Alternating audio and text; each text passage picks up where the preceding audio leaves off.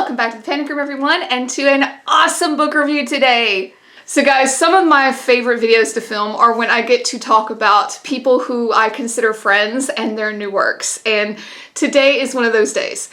We're going to talk about Poking Holes from our very own Juan over at Plagued by Visions.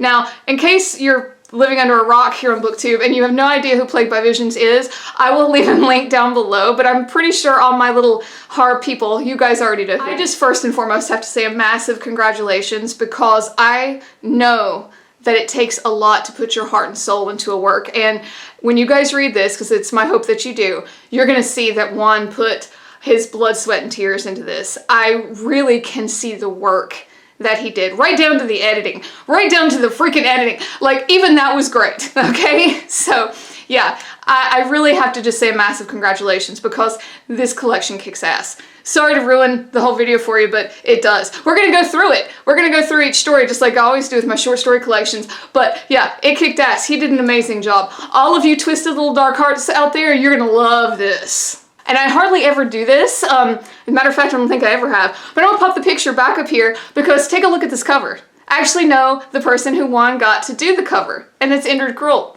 You guys might know him as the owner of Howling Hearts. Howling Hearts is where I got a lot of my really awesome bookmarks. I'll leave that video down below if you guys want to see them up close, but he's an amazing artist, as you can tell from the cover of Juan's book. So Juan even killed it with picking the artist, didn't he? So guys, without further ado, let's dive in. Of course, there will be no spoilers here. There is one story in here that is also included in the Lurking in the Dark anthology, and it's called Growing Love. So I'm going to skip that for this video simply because I covered that in my Lurking in the Dark video. So if you're curious about that story, go check out that video. Okay, so the first story is the book's namesake, Poking Holes. All right. I don't know how to tell you guys about this without sounding like so weird, but then on second thought, you guys already knew that. So this is seriously about exactly what the title says. It is about poking holes, and it is about an obsession that this man has and how this need in him escalates, okay? Like I said, I'm not going to give you a whole lot of spoilers here. I'm going to be intentionally vague because the way Juan writes is so beautiful that I can't give you a whole lot of like hardcore facts without really ruining it for you. I want you to experience the beauty of his writing. Beauty to my horror people. Let me just say that. So this is incredibly graphic. Don't get me wrong. It is very graphic. And it sets the book up beautifully because I've said this in the past. I love when anthologies are like drastically different from one another, but I also like it when they come from one author to kind of look for that cohesiveness, like how they fit together, you know, how did they flow from the same pen, if you will. Juan nailed it, because every story has kind of this like, I don't know, affection for holes in some form or fashion. And some of it's really in your face and some of it's not. And oh my gosh, just amazing. This first one, you guys are gonna think I'm nuts. I know you are. There was something almost erotic about it. And you could say that for a few of these, but I got to the end of this one like, why was that so sexy? And he really captured like what it means to be obsessed, I think, with like a certain something. Again, I'm not gonna tell you what, but he really captured that obsessiveness so well. So, first story, Poking Holes. Okay, the next one. This was just like freaking genius. Okay, it's called Empty Nesters. And I was reading this like, okay, what's happening? Like, it's normal. It's just normal. And then all of a sudden, something happens with just a casual walk down the stairs. And it's just this tiny little blip. Like, honestly, I bet, and you know, Kindle does weird things to pages. It was probably like half a page. And you're like, what the hell? What just happened? And then it goes back to being normal again. And it ends normally, and you're like, what the hell? What just happened? Like, usually you have to wait for the end for that feeling to hit you, like the, what? It's in the middle of the story. It's in the middle of the story. It's just about these empty nesters. Okay? And they love their son. And they love each other. And they have a job. And I'm not going to tell you what the job is. And holy crap, you're never gonna guess. So just empty nesters. Oh my gosh. The fact that it was in the middle of the story. Can we just say that again? It's in the middle of the story. Like, you're just reading and all of a sudden it happens and you're like, What? How did we get here?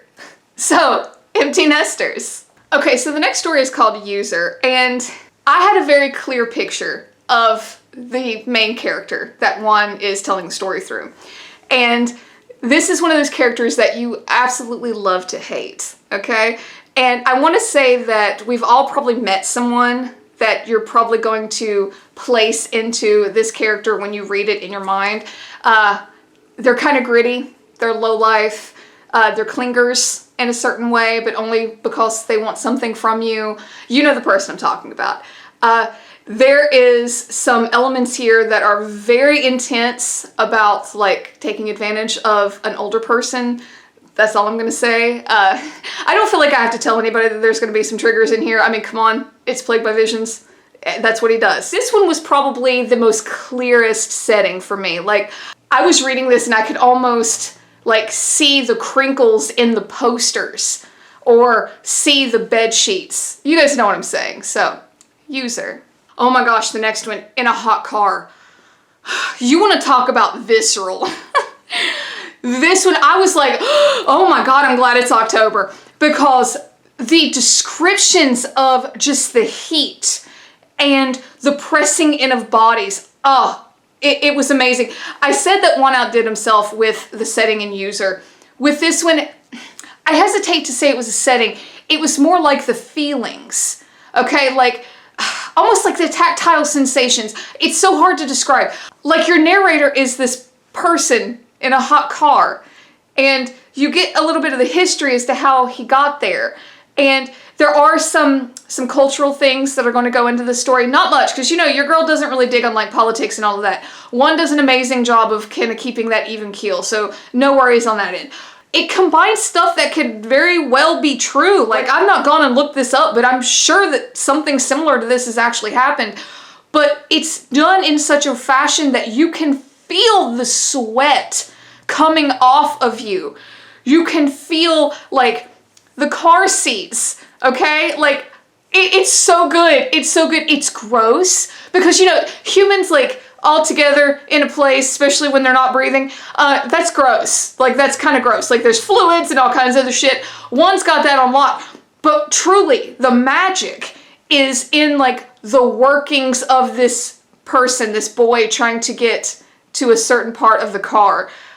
Oh, it's so good. It's so freaking good. And the way it ends, I was like, this probably happened. Like, this has to have happened because it's so like down to earth. Like, I don't know if I've read a story as tactile. That's really the only word I can think. Tactile. Like, you can feel it as this one. So, In a Hot Car. Okay, the next one, Chatty Chumps. Whoo, boy. So, this one is about a toy that talks and a little girl and her mom. And I thought that this might be the direction that this story was going in about halfway through, but this is one of those where, like, if you read a lot of horror shit, you're gonna be like, is it gonna go that way? God, I hope it doesn't go that way. And it goes that way. You want to talk intense? This one was intense. This showed, in a very horror story kind of way, the ramifications of very real life actions of individuals, specifically the essay of a child, and how that can spiral way out of control and how it manifests. Because I saw, like, I was being kicked back into like my Psychology 102 days, talking about how children manifest pain, how they try to tell you things, and it's through play a lot of the time. That is evidenced here. I really think that one's understanding of psychology comes out in this story, and also his understanding of how to tell a damn fine story, because he marries it really well. But I saw some aspects, not in your face, I really saw some aspects of the understanding of how a child processes pain or how a child processes trauma. Now, that being said, there's a definite horror arc here, okay? And he keeps with his theme of holes. But it's intense. That's all I'm going to say. It's incredibly intense. It's done fantastically well. I mean, I'm going to be a broken record here. They're all very good. This one, I think, really does a wonderful job of taking a very real-life horror and a very real-life way of dealing with said horror, but then throwing in some elements that we're used to in a horror story. Very well done. So, chatty chump. Okay, so the next one is called Dirty Water.